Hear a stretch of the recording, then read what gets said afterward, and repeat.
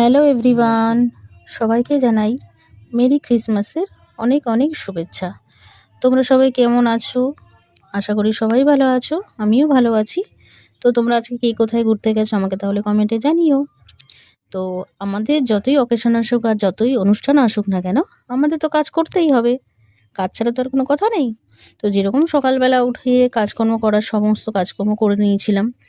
আমার কর্তাবাবু বাড়ি থাকলে হয়তো একটু রান্নাবান্নার দিকে বেশ ভালো জোগাড়যন্ত্র করে রান্নাবান্না হতো, কিন্তু যেহেতু কর্তাবাবু বাড়িতে নেই সেই কারণে অতটা রান্নার তর্জন হয়নি।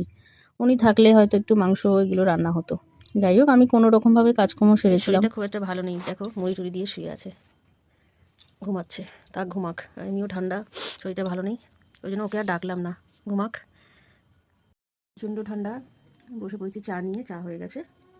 তোমাদের কার কার চা প্রিয় বলো তো? আমার তো সারাদিনে দুবার তিনবার চা দিলে কোনো অসুবিধা নেই। তার জন্য দেখো বন্ধুরা, দরজা এদিকে বন্ধ এদিকে বন্ধ করে বসে আছি। আর ওই পাশের ঘরে তো মেয়ে রয়েছে, চারিদিকে সব আটকে রেখে দিয়েছি, এত ঠান্ডা। আর আমার এই ঘরটা টিনের, তো এই ঘরটা আমার টিনের, ওপাশে আরও দুটো ঘর আছে সেগুলো ছাদের, প্রচণ্ড ঠান্ডা লাগে। তো গরম গরম চাটা তাড়াতাড়ি করে খেয়ে নিলাম, তারপরে তো বাকি কাজ সারতে হবে। ও কেক সকালবেলা খাচ্ছি। হেভি টেস্ট খেতে হয়েছে কেকটা, জন্মদিনের মেয়ের বন্ধুর। সকালবেলা টিফিনে দুটো ভাত নিয়ে নিলাম, আমি আর মেয়ে খাবো। ওনাকে এবার খাইয়ে দিতে, পাতাগুলো কিন্তু একদম টাটকাই আছে এখনো। তারপরে চলে এলাম, মেয়েকে বললাম যে আমি স্নান করতে যাব কাজকর্ম সেরে, তুই যদি পারিস একটুখানি সবজিগুলো টুকটাক কেটে দে।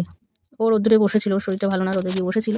তো বললো ঠিক আছে, তুমি আমাকে সব কিছু জোগাড় করে দিয়ে যাও, আমি বসে বসে কেটে দিচ্ছি। তো ছুরি, ও তো আবার বটি দিয়ে ভালো কাটতে পারে না, ছুরি দিয়ে কাটে। তারপর চলে গেলাম আমি নিচে আমার মতন কাজ করতে, ঘর মোছা বাকি। আমাদের সঙ্গী এই যে লাঠি আর এই যে আমার বালতি,